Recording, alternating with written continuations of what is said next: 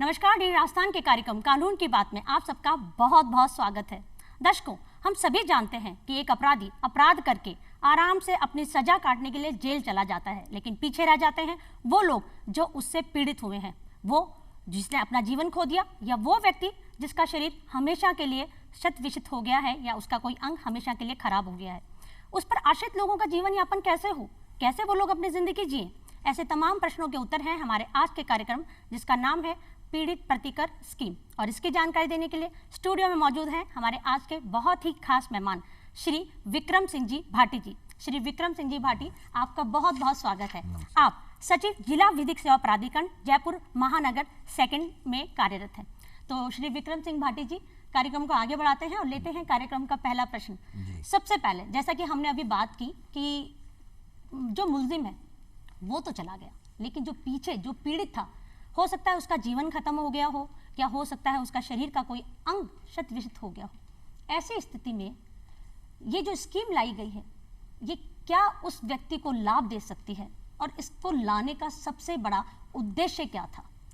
दंड प्रक्रिया संहिता की धारा 357 प्रतिकर का प्रावधान करती है और धारा 357 का यह कहती है कि सरकार पीड़ित को प्रतिकर देने के लिए योजना बनाएगी। उसी दंड प्रक्रिया संहिता की धारा 357 का के प्रावधान की पालना में पीड़ित प्रतिकर स्कीम बनाई गई है, जिसका उद्देश्य है कि जो व्यक्ति जिसको अपराध के परिणाम स्वरूप किसी प्रकार की हानि या क्षति हुई हो उसको प्रतिकर प्राप्त हो सके। इसमें पीड़ित व्यक्ति में जिस व्यक्ति को अपराध के परिणाम स्वरूप हानि या क्षति हुई है वह व्यक्ति, उसके परिजन, उस पर आश्रित लोग, वे सभी शामिल हैं और उनको प्रतिकर प्राप्त हो सकता है। जी, इसका महत्व क्या है? मतलब इससे क्या फायदा होगा? क्योंकि प्रतिकर के नाम से लगता है मुआवजा, तो हो सकता है लोग झूठी बातें भी लेके सामने आ जाए। महत्व क्या है इसका? जो व्यक्ति वास्तव में जिसको अपराध के परिणाम स्वरूप हानि या क्षति हुई है वह इस राष्ट्र का नागरिक है और उस नागरिक की जो हानि या क्षति हुई है उसकी पीड़ा को कुछ कम किया जा सके, यह दायित्व सरकार का भी है और सबका दायित्व है और उसी दायित्व की पूर्ति के लिए पीड़ित प्रतिकर स्कीम लाई गई है। और रही बात कि गलत करके या झूठा मुकदमा करके कोई हासिल कर पाए, ऐसा संभव इसलिए नहीं है क्योंकि पीड़ित प्रतिकर स्कीम में अंतरिम स्तर पर जो प्रतिकर दिया जाता है वह माननीय न्यायालय की अनुशंसा से या संबंधित अनुसंधान अधिकारी की अनुशंसा से या जिला विधिक सेवा प्राधिकरण कार्यालय के स्तर पर उचित जांच करने के पश्चात दिया जाता है और अंतिम जो प्रतिकर दिया जाता है उसके द्वारा अभियोजन का समर्थन करने पर और न्यायालय के द्वारा निर्णय के स्तर पर किया जाता है। इसलिए यह संभावना बहुत ही कम है कि कोई गलत व्यक्ति या अपात्र व्यक्ति प्रतिकर प्राप्त कर जाए। जी जज साहब, जैसा कि आपने अभी बताया कि इसमें चांसेस बहुत कम होते हैं कि कोई झूठा मुकदमा लेके आ सके, मतलब पूरी जांच परख के बाद ही प्रतिकर दिया जाता है। तो जज साहब, सबसे पहले मैं आपसे अब ये जानना चाहती हूँ कि कौन कौन लोग इस स्कीम का लाभ ले सकते हैं, वो कौन है जिनको इस स्कीम से लाभान्वित किया जा सकता है? ऐसा व्यक्ति जिसके साथ अपराध घटित हुआ है, गंभीर प्रकार का अपराध, कुछ अपराधों की श्रेणियां हैं जिनको पीड़ित प्रतिकर स्कीम के अंतर्गत कवर किया गया है। उदाहरण के लिए हत्या, बलात्संग या पोक्सो के अपराध हैं, एसिड अटैक हैं। इस तरह के अपराधों के पीड़ित व्यक्ति जिसके साथ ये अपराध घटित हुआ है या जैसे किसी की हत्या हो गई है तो उसके परिजन जो उस पर आश्रित थे वो सभी लोग आवेदन कर सकते हैं पीड़ित प्रतिकर स्कीम के अंतर्गत। जी, आपने बहुत सारे अपराधों को बताया, एक अपराध रह गया शायद, या हो सकता है जैसा कि आपने बताया है शायद वो उसमें शामिल ही ना हो, क्योंकि सबसे ज़्यादा तो रोड में दुर्घटना जो होती हैं, सड़क पे जो दुर्घटना होती है, वो लोग होते हैं, उनको उसी समय मुआवजे की ज़रूरत होती है। मोटरयान दुर्घटना दावा के प्रकरण पीड़ित प्रतिकर स्कीम के अंतर्गत कवर नहीं होते हैं।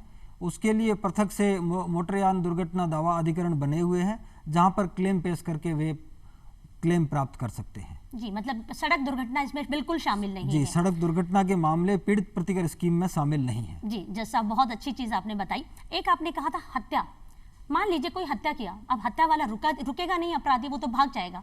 अगर कोई किसी भी अपराध का अपराधी पकड़ में ही ना आए तो पीड़ित प्रतिकर कौन देगा? यदि किसी व्यक्ति के साथ अपराध हुआ है और अपराध होना प्रमाणित है परंतु अपराधी का पता न चल पाए तो भी पीड़ित व्यक्ति को प्रतिकर प्राप्त हो सकता है और वह प्रतिकर प्राप्त करने का अधिकारी है। देगा कौन सर? जिला विधिक सेवा प्राधिकरण कार्यालय से पीड़ित प्रतिकर का आवेदन प्राप्त होने पर प्रतिकर दिलवाए जाने की कार्रवाई की जाती है। प्रतिकर के लिए जो पीड़ित व्यक्ति है संबंधित थाना स्तर पर भी आवेदन कर सकता है, तो थानाधिकारी से वह आवेदन अग्रेसित होकर जिला विधिक सेवा का प्राधिकरण कार्यालय को प्राप्त हो जाता है। संबंधित न्यायालय में भी आवेदन कर सकता है। पीड़ित व्यक्ति या उसके परिजन या उसके आश्रित जिला विधिक सेवा प्राधिकरण कार्यालय में भी पीड़ित प्रतिकर का आवेदन पेश कर सकते हैं और फिर उसको जिला विधिक सेवा प्राधिकरण की बैठक में रखवाया जाकर और उस पर विचार विमर्श करने के पश्चात पीड़ित को पीड़ित प्रतिकर दिलवाए जाने की कार्रवाई की जाती है और प्रतिकर दिलवाया जाता है। जी, तो दर्शकों देखा आपने कि पीड़ित प्रतिकर के लिए अपराधी का सामने होना ही जरूरी नहीं है।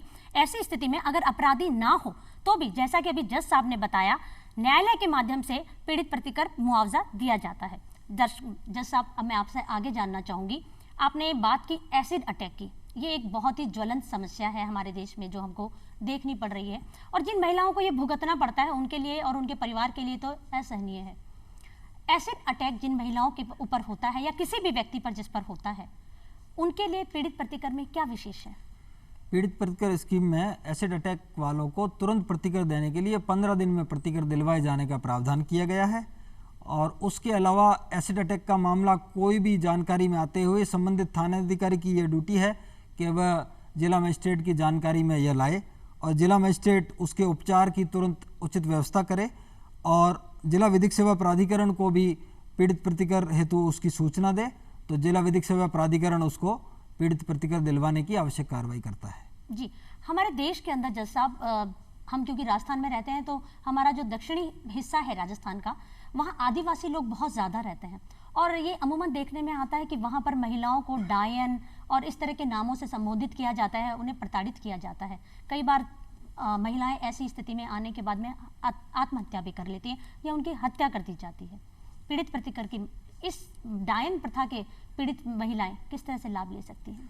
विशिष्ट रूप से डायन प्रथा के अपराध को तो पीड़ित प्रतिकर की अनुसूची में शामिल नहीं किया गया है, परंतु पीड़ित प्रतिकर की अनुसूची में जीवन हानि के अपराध को शामिल किया गया है और यदि किसी महिला को डायन बता करके और उसको आत्महत्या के लिए दुष्प्रेरित कर दिया जाता है या उसकी हत्या हो जाती है तो उसके परिणाम स्वरूप उसकी जीवन हानि हो गई और जीवन हानि होने की दशा में प्रतिकर प्राप्त करने का कोई भी व्यक्ति अधिकारी है और इसलिए वो जीवन हानि की श्रेणी में आने से उस महिला के परिजनों को और जो उसके आश्रित हैं बच्चे, उनको प्रतिकर प्राप्त हो सकता है। जी, आपने अभी एक बात कही है जीवन हानि होने पर जीवन हानि पर तो पीड़ित प्रतिकर मिल गया, पर किसी का अगर शरीर का कोई ऐसा अंग है जो हमेशा के लिए खत्म हो गया या खराब हो गया, उनकी पीड़ित प्रतिकर में क्या स्थिति रहती है? पीड़ित प्रतिकर स्कीम में जिस स्तर की किसी व्यक्ति को दिव्यांगता कारित हो गई किसी अपराध के परिणाम स्वरूप या डिसेबिलिटी हो गई है तो उस अनुपात में प्रतिकर उसे प्राप्त होता है। जी, ये स्कीम जो आप बता रहे हैं ये 2011 में आई थी जैसा कि मुझे इसकी जानकारी है। उसके बाद में इसमें कोई अमेंडमेंट्स हुए हैं सर? जी, 2011 के बाद इसमें संशोधन हुए हैं और प्रतिकर की मात्रा जो राशि है उसको बढ़ाया गया है और उसके अलावा 2018 में नालसा की भी अलग से स्कीम आ गई है प्रतिकर की, जो survivor of the sexual assaults against women, वो उसमें प्रतिकर की मात्रा बढ़ा दी गई है। ये राशि क्या है ये आप बता सकते हैं हमारे दर्शकों को उनके ज्ञान? पीड़ित प्रतिकर स्कीम में तो अधिकतम 5 लाख तक की राशि का प्रावधान था, परंतु नालसा स्कीम में 10 लाख तक की राशि का प्रतिकर प्राप्त हो सकता है। जज साहब, बहुत ज़रूरी चीज़ मैं आपसे जानना चाहती हूँ कि आपने कहा कि इलाज के लिए, जब हम अभी एसिड अटैक की बात कर रहे थे, आपने कहा कि उसके तुरंत इलाज के लिए, तो इलाज के लिए जो पैसा दिया जाता है क्या कोई सीमित राशि है कि इतना ही इलाज के लिए दिया जाएगा? अंतरिम प्रतिकर दिया जाता है तो अमूमन जो बालिग व्यक्ति है जिसके साथ कोई अपराध हुआ है उसको तो 25% तक की राशि अंतरिम प्रतिकर दिलवाई जाती है और नाबालिग की दशा में ये प्रतिकर की राशि 50% तक हो सकती है। जी, अंतरिम प्रतिकर तो मतलब ये उम्र पे निर्धारित होता है? जी, अंतरिम प्रतिकर, अंतरिम प्रतिकर जो है। जी, अंतरिम प्रतिकर से सर एक चीज और मैं आपसे जानना चाहती हूँ कि कहीं किसी के साथ दुर्घटना हुई और मुआवजा उसको तभी चाहिए, क्योंकि वो उतना लंबा इंतजार नहीं कर सकता क्योंकि उसको इलाज करवाना है। तो क्या अंतरिम जो प्रतिकर है वो उसी समय दिया जा सकता है? अर्जेंट मामलों में तुरंत सूचना प्राप्त होने पर तुरंत ही पीड़ित प्रतिकर की आवश्यक सभी कार्रवाइयों को करते हुए और बैठक आयोजित करा के और तुरंत प्रतिकर दिलवाए जाने के कई उदाहरण हमारे सामने हैं और कई बार दिलवाया भी गया है।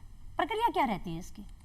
प्रक्रिया न्यायालय की या थानाधिकारी की अनुशंसा या प्रमाण पत्र प्राप्त होने पर या पीड़ित द्वारा आवेदन करने पर पीड़ित को अपने आवेदन के साथ एक शपथ पत्र पेश करना होता है कि उसे सरकार की किसी अन्य योजना के अंतर्गत प्रतिकर प्राप्त नहीं हुआ है और आवश्यक दस्तावेजात जैसे एफआईआर है, चार्जशीट है, न्यायालय के समक्ष जो बयान हुए हैं उनकी प्रतियां सभी शामिल करते हुए तत्पश्चात उसके आवेदन पर जांच करके और उसको पीड़ित प्रतिकर की बैठक में रखा जाता है। पीड़ित प्रतिकर की बैठक में जिला विधिक सेवा प्राधिकरण में जो बैठक होती है उसमें श्रीमान जिला एवं सेशन न्यायाधीश महोदय जिला विधिक सेवा प्राधिकरण के अध्यक्ष होते हैं। जिले के कलेक्टर साहब, एसपी, सरकारी अधिवक्ता, बार एसोसिएशन के अध्यक्ष, यह सब सदस्य होते हैं जिला विधिक सेवा प्राधिकरण के और इन सबके द्वारा विचार विमर्श करने के पश्चात और उचित प्रतिकर का आदेश दिया जाता है, जारी कर दिया जाता है। जी, आपने जैसा आप एक चीज़ बताई अभी कि पीड़ित प्रतिकर एक बैठक के बाद में किया जाता है या पुलिस के माध्यम से उसके पास एफिडेविट जमा कराना पड़ता है, पर कई बार जिसके साथ ये घटित हुआ उसकी मृत्यु हो जाती है।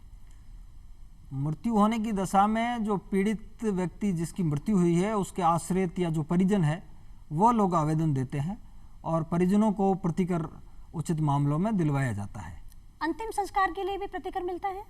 जी, अंतिम संस्कार के व्ययों के लिए भी प्रतिकर की राशि दिलवाई जा सकती है। कितनी राशि है जैसा भी? इसके लिए कोई अलग से इस तरह से मतलब प्रावधान नहीं है। कोई व्यक्ति जिसकी मृत्यु हो चुकी है ऐसी स्थिति में दाह संस्कार के लिए क्या प्रावधान है? जी हाँ, पीड़ित प्रतिकर स्कीम में दाह संस्कार के लिए 10,000 रुपए तक की राशि का प्रावधान किया गया है। जी, 10,000 रुपए तक के प्रावधान है। जैसा अब एक चीज और जानना चाहती हूँ, आपने अभी जो अपराधों के मुझे जो नाम गिनवाए उनमें आपने पॉक्सो का नाम लिया, एक बहुत ही गंभीर अपराध है। तो पॉक्सो में जो होते हैं वो बच्चे होते हैं जी। उनके साथ अगर ये कुछ होता है तो क्या वो अपनी समस्या खुद बताएं या उसके लिए कोई वकील नियुक्त होगा और फिर उसके बाद में प्रतिकर मिलेगा? क्या प्रक्रिया रहती है?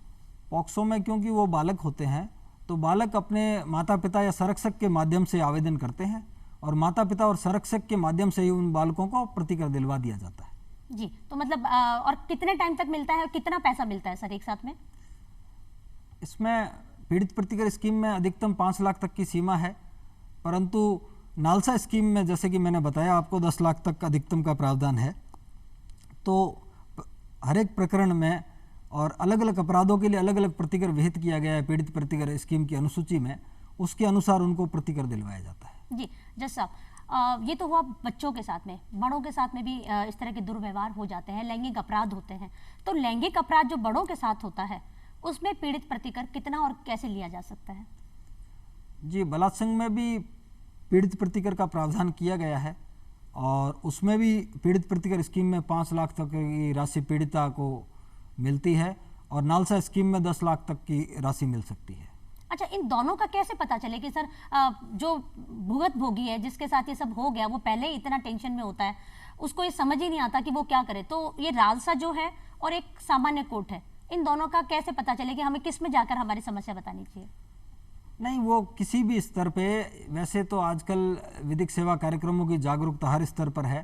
थाना स्तर पे भी अगर एफआईआर दर्ज होती तो अनुशंसा प्राप्त हो जाती है, उसके अलावा न्यायालय से भी अनुशंसा प्राप्त हो जाती है और कोई भी पीड़ित व्यक्ति जिला विधिक सेवा प्राधिकरण या तालुका विधिक सेवा समिति के कार्यालय में भी संपर्क करता है तो वहाँ पे भी जानकारी प्राप्त हो जाती है, प्रचार प्रसार भी किया जाता है। अतः अधिकांश प्रकरणों में आवेदन प्राप्त हो जाते हैं और आवेदन प्राप्त न जिन प्रकरणों में नहीं होते उसमें स्वयं प्रेरणा से भी न्यायालय की तरफ से या अन्वेषण एजेंसी की तरफ से अनुशंसा कर दी जाती है और जब अनुशंसा प्राप्त होती है तो उनमें प्रतिकर दिलवाए जाने की आवश्यक कार्रवाई की जाती है। अच्छा, पुलिस की कितनी भूमिका रहती है? जैसा पुलिस यदि इसमें जागरूकता से कार्य करे और जो पीड़ित प्रतिकर स्कीम के जो प्रकरण दर्ज होता है और दर्ज होते ही उसमें सुसंगत दस्तावेजात के साथ यदि थानाधिकारी का प्रमाण पत्र या अनुशंसा प्रेषित कर दे जिला विधिक सेवा प्राधिकरण को तो अधिकाधिक प्रकरणों में पीड़ितों को प्रतिकर प्राप्त हो सकता है। जी, जैसा आपने कहा था जीवन खत्म हानि हो जाता है तो 2 तरह के मुकदमे होते हैं। एक तो जो कमाने वाला है जीविकापार्जन जो करता है, उपार्जन जो करता है, वो व्यक्ति अगर खत्म हो जाता है तो पीड़ित प्रतिकर लेने की क्या स्थिति रहती है? और एक वो आदमी जो नहीं कमाता है वो खत्म हो जाए तो क्या स्थिति होगी? उपार्जन करने वाले सदस्य की जीवन हानि होने की दशा में 5 लाख तक रुपए का प्रतिकर का प्रावधान है, और उपार्जन न करने वाले सदस्य की दशा में 2.5 लाख तक का प्रावधान है। जज साहब, ये जो राशि है, ये राशि कैसे निर्धारित करेगी कि उस व्यक्ति का जीवन इतने पैसे में चल जाएगा, या उसको बाद में अगर कम लग रहा है तो क्या वो दोबारा आ सकता है कोर्ट में? यह तो पीड़ित प्रतिकर स्कीम में अनुसूची दी गई है और उसमें अधिकतम सीमा विहित की गई है, तो वो विधि द्वारा विहित सीमा है। पीड़ित प्रतिकर स्कीम क्योंकि राजपत्र में प्रकाशित हुई है और विधि का ही एक भाग है, 357 का सीआरपीसी के प्रावधान के अनुसरण में ही पीड़ित प्रतिकर स्कीम बनाई गई है, तो विधि द्वारा विहित सीमा ही में ही कोई व्यक्ति मतलब इससे बाहर नहीं जा सकता। ये राशि जो निर्धारित है, तो ये निर्धारित राशि एक मुश्त दी जाती है या किस्तों में दी जाती है? राशि एक मुश्त भी दी जा सकती है, किस्तों में भी दी जा सकती है, परंतु व्यवहारिक रूप से यह होता है कि पीड़ित व्यक्ति और उसके परिजनों को एक साथ राशि प्राप्त होने की दशा में उस राशि का कहीं दुरुपयोग न हो जाए और एक साथ मिलते ही उनसे अनावश्यक तरीके से वो राशि खर्च न हो जाए और बाद में उनकी आवश्यकताओं की पूर्ति के लिए उनको परेशानियां उत्पन्न न हो, इसलिए किया यह जाता है व्यवहार में कि जो पीड़ित प्रतिकर की राशि है उसमें से कुछ राशि उनको नगद दिलवा दी जाती है, शेष राशि उन्हीं के नाम से फिक्स डिपॉजिट में जमा करवा दी जाती है। अच्छा, ऐसी हो सकता है, क्योंकि आप ये जो चीज़ देख रहे हैं तो ऐसा भी हो सकता है कि वो लोग ये फिक्स डिपॉजिट वगैरह ना समझे, तो उनके लिए एक अलग प्रक्रिया नहीं बढ़ गई उनकी ज़िंदगी में? क्योंकि ज़रूरी नहीं कि हर इंसान पढ़ा लिखा हो।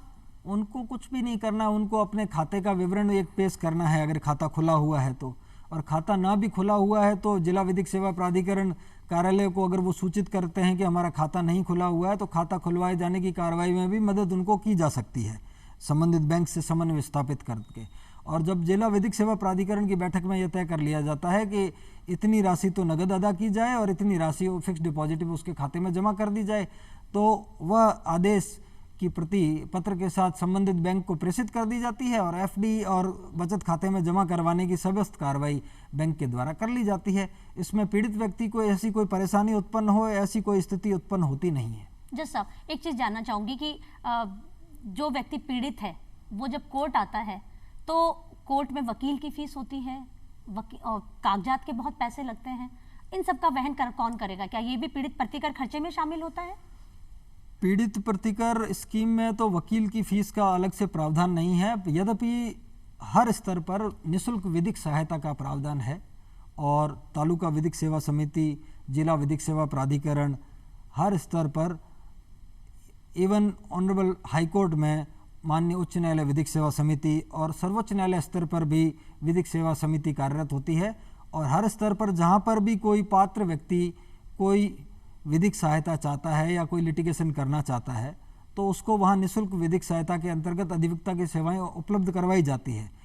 इसमें उल्लेखनीय यह है कि जैसे SC/ST का कोई व्यक्ति है, महिला है, कोई बंदी है, कोई दिव्यांग है, तो वो निःशुल्क विधिक सहायता के पात्र है। इसके अलावा ऐसा कोई भी व्यक्ति जिसकी सालाना आय 3 लाख रुपए से कम है तो वह विधिक सहायता हेतु पात्र है, निःशुल्क विधिक सहायता प्राप्त करने का अधिकारी है। जज साहब, आपने एक शब्द बोला भी बंदी, तो मेरे जहन में एक सवाल आ रहा है कि अगर ये सारा खर्चा अगर बंदी वहन करता है, जो अपराधी है वो वहन करता है, कौन वहन करता है ये सारा खर्चा? नहीं, पीड़ित प्रतिकर सरकार की तरफ से, सरकार की तरफ से जी सरकार की तरफ से ये राशि पीड़ित प्रतिकर के अंतर्गत प्राप्त होती है, जो पीड़ित व्यक्तियों को जिला विधिक सेवा प्राधिकरण के माध्यम से पीड़ित प्रतिकर के अंतर्गत अदा की जाती है।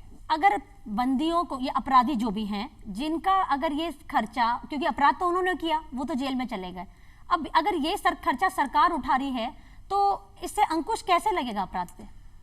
अपराध व्यक्ति के विरुद्ध न होकर के समाज के अधिकारों का हनन माना जाता है, और वो पीड़ित व्यक्ति है, वो देश का नागरिक है, और क्योंकि लोक कल्याणकारी राज्य की अवधारणा है तो इसलिए उस पीड़ित व्यक्ति के कल्याण के लिए यह प्रावधान बनाया गया है। मैं आपसे एक बार वो लाइन फिर से सुनना चाहूंगी, क्योंकि आपने कहा कि अपराध व्यक्ति नहीं समाज के ऊपर, क्या कहा आपने? मैं फिर से जानना चाहूंगी आपसे। ये बहुत अपराध समाज के अधिकारों का हनन है। जब किसी व्यक्ति के विरुद्ध कोई अपराध होता है तो वो उस व्यक्ति विशेष के विरुद्ध नहीं होता है और वो समस्त समाज के विरुद्ध अपराध व्यक्ति होता है। विशेष के विरुद्ध नहीं है, समाज के विरुद्ध है। इसीलिए शायद सरकार इसमें कानून जो है वो पहल करके और ये पीड़ित प्रतिकर दे रहा है। पीड़ित प्रतिकर की सबसे मुख्य चीज क्या है जो एक व्यक्ति को पता होना चाहिए कि जैसे ही मेरे साथ कोई हादसा पेश आता है या मेरे परिवार में या समाज में या मेरे आस पड़ोस में किसी के साथ भी इस तरह की दुर्घटना घटित हो गई तो सबसे पहले वो कहाँ जाए, किससे शिकायत करे और पीड़ित प्रतिकर के लिए अप्लाई करे? जैसे थाने में रिपोर्ट दर्ज करवाई है, उस थाना स्तर पे भी वो अर्जी पेश कर सकता है। उसके अलावा यदि पीड़ित व्यक्ति न्यायालय में जाता है तो न्यायालय में भी अपनी अर्जी पेश कर सकता है, वहाँ से वो जिला विधिक सेवा प्राधिकरण को प्राप्त हो सकती है। हर तहसील स्तर पे और हर जिले में जिला विधिक सेवा प्राधिकरण के कार्यालय कार्यरत हैं, तो जिला विधिक सेवा प्राधिकरण के कार्यालय में भी पीड़ित व्यक्ति अपनी पीड़ित प्रतिकर के आवेदन को प्रस्तुत कर सकता है। उसके अलावा राज्य स्तर पे सभी राज्यों में विधिक सेवा राजस्थान राज्य विधिक सेवा प्राधिकरण राजस्थान में है और अन्य राज्यों में भी विधिक सेवा प्राधिकरण है।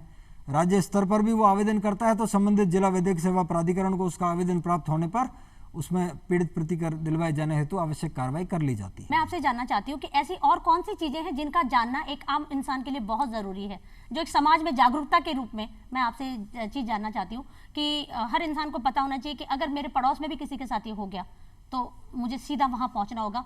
पुलिस का कोई इंटरफेरेंस होता है इसमें? पहले सब पुलिस के पास जाए या सीधा? नहीं, जब तुरंत कोई अपराध होता है तो सबसे पहले तो पुलिस थाने में रिपोर्ट दर्ज करवाई जानी चाहिए और रिपोर्ट दर्ज होते ही जिला विधिक सेवा प्राधिकरण के कार्यालय में पात्र मामलों में पीड़ित प्रतिकर हेतु आवेदन पेश किया जा सकता है। थाना स्तर से भी अनुशंसा प्राप्त हो सकती है। अच्छा, पुलिस अगर इसमें सपोर्ट ना करे, सहयोग ना करे, तब क्या किया जाए? पीड़ित प्रतिकर के आवेदन को सीधा जिला विधिक सेवा प्राधिकरण के कार्यालय में प्रस्तुत किया जा सकता है। उसकी क्या प्रक्रिया है?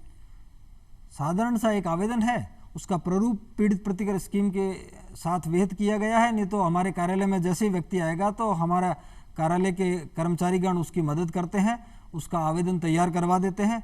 आवेदन के साथ जो विहित प्रारूप में शपथ पत्र होता है वह प्रस्तुत करवा देते हैं। उसके अलावा यदि उसके पास सुसंगत दस्तावेजात जैसे FIR और 164 के बयान, विचारण के बयान, न्यायालय का निर्णय, इस तरह के कागजात यदि उसके पास उपलब्ध होते हैं तो उस व्यक्ति से प्राप्त करके उसकी फाइल के संलग्न कर दिए जाते हैं। और यदि उस व्यक्ति के पास ये कागजात नहीं है तो जिला विधिक सेवा प्राधिकरण अपने स्तर पर इन कागजात को संबंधित थाना से या संबंधित न्यायालय से प्राप्त करके और उसके पीड़ित प्रतिकर आवेदन को सभी कमियों को दूर करके और तैयार करके और जिला विधिक सेवा प्राधिकरण के समक्ष प्रस्तुत कर देता है। जी, जैसा आपने जो इतना एक जो लिस्ट बताई कागजात की, मेरे ख्याल से एक आम आदमी के लिए ये सब बहुत मुश्किल होता है। अच्छा, NGOs की क्या भूमिका रहती है? NGO जागरूक जो इस क्षेत्र में कार्य करने वाले NGO हैं उनको इस स्कीम की जानकारी रहती है, वो इसका प्रचार प्रसार कर सकते हैं और पीड़ित व्यक्तियों की अगर मदद में वो इस तरह के उनके आवेदन को तैयार करने, उनके आवेदन को उचित स्तर पर फाइल करवाने में उनकी मदद कर सकते हैं। मतलब ऐसे कोई NGOs हैं हमारे क्षेत्र में? कई NGOs इस क्षेत्र में कार्य कर रहे हैं। जी, ऐसा क्या विशेष है जो हर व्यक्ति को जानना चाहिए पीड़ित प्रतिकर के बारे में? पीड़ित प्रतिकर के बारे में जो पात्र व्यक्ति है जिसके साथ गंभीर अपराध घटित हुआ है उसको निसंदेह पीड़ित प्रतिकर के लिए आवेदन करना चाहिए, उसके परिजनों को करना चाहिए ताकि उनकी यथासंभव सहायता हो सके और वह अपना आगामी जीवन है उसको अच्छे से जी सके। अच्छा, कोई डराए धमकाए तो अब क्या किया जाए? क्योंकि हो सकता है सामने वाला इतना सक्षम है कि वो जिसके साथ दुर्घटना घटी है उसको डराने की भी कोशिश करे। डराए धमकाने जाने की दशा में पुलिस में उसके खिलाफ रिपोर्ट दर्ज करवाई जा सकती है और जिला विधिक सेवा प्राधिकरण के कार्यालय को भी अगर सूचना दी जाती है तो उचित मंच पे पुलिस के स्तर पे या उसकी शिकायत को पहुंचाया जा सकता है। प्रोटेक्शन की कोई व्यवस्था है इसमें? प्रोटेक्शन विक्टिम के लिए विटनेस प्रोटेक्शन स्कीम अलग से बनाई गई है जी। वो उसमें विटनेस अपने प्रोटेक्शन के लिए आवेदन कर सकता है जी। तो मतलब हम ये मान के चलें कि मोटा मोटा आपने बताया कि पॉक्सो हुआ या लैंगिक अपराध हुए या एसिड अटैक हुए, ये जो मेन चीजें हो या किसी की हत्या हुई, तो इन सारे अपराधों के अंदर व्यक्ति को पीड़ित प्रतिकर आसानी से मिल सकता है। जी। जी, श्री विक्रम सिंह भाटी जी, आपका बहुत बहुत धन्यवाद कि आप आज हमारे कार्यक्रम में पधारे और इतने महत्वपूर्ण कार्यक्रम पे इतनी महत्वपूर्ण जानकारी दी। जी, आपका भी बहुत बहुत जी, धन्यवाद। तो दर्शकों, उम्मीद करती हूँ हमारे आज के कार्यक्रम में दी गई तमाम जानकारी आपके लिए लाभकारी सिद्ध हो। अगले हफ्ते फिर होगी मुलाकात, कार्यक्रम रहेगा यही कानून की बात। तब तक के लिए नमस्कार।